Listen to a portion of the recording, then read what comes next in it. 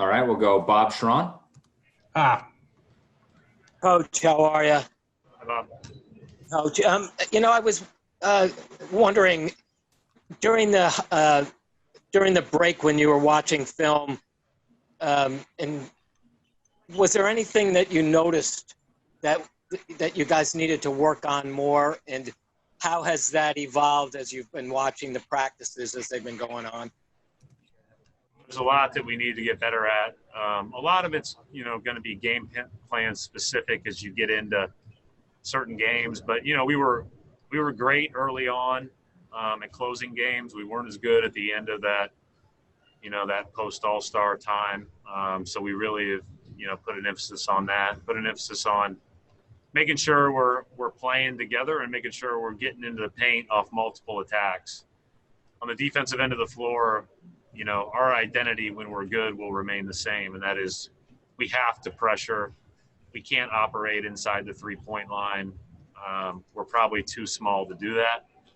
So we have to be able to use our speed and our interchangeability defensively.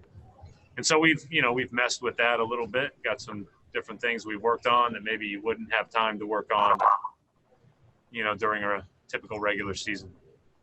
Let's try again with Joe Giza.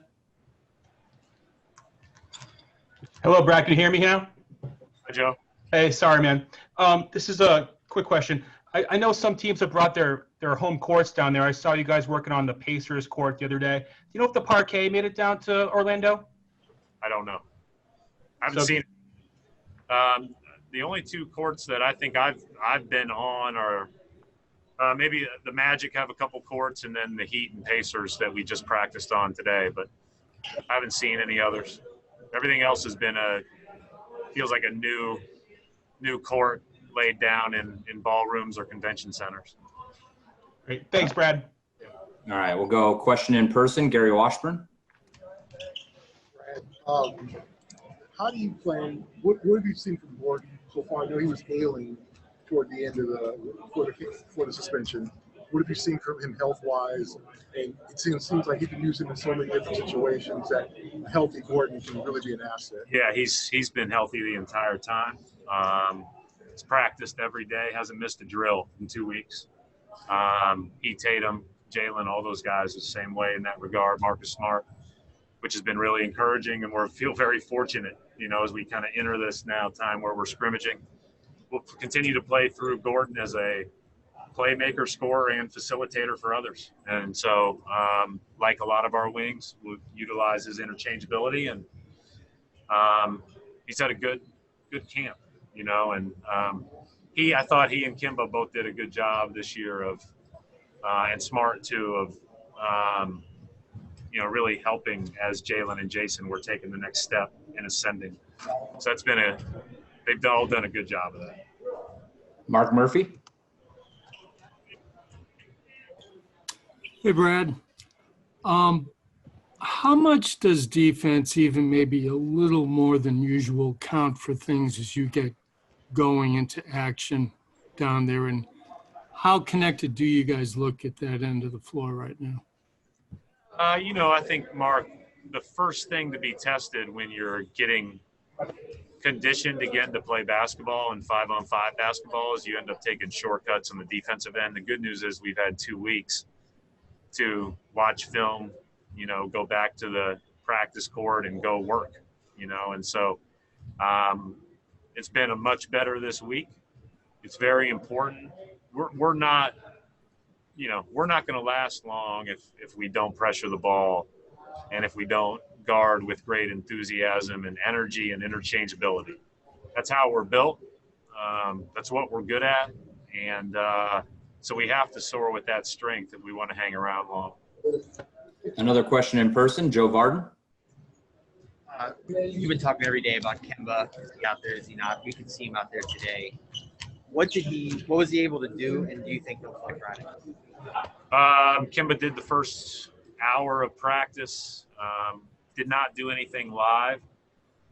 Will be reevaluated tomorrow with the likelihood of going live on,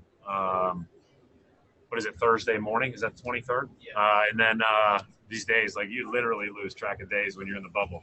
You don't have any idea what day it is.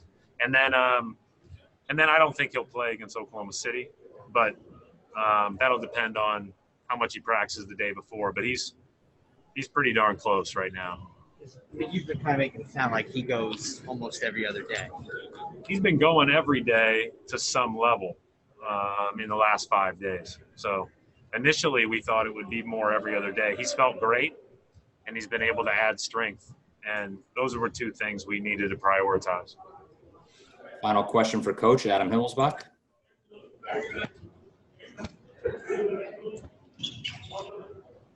Go ahead, Adam.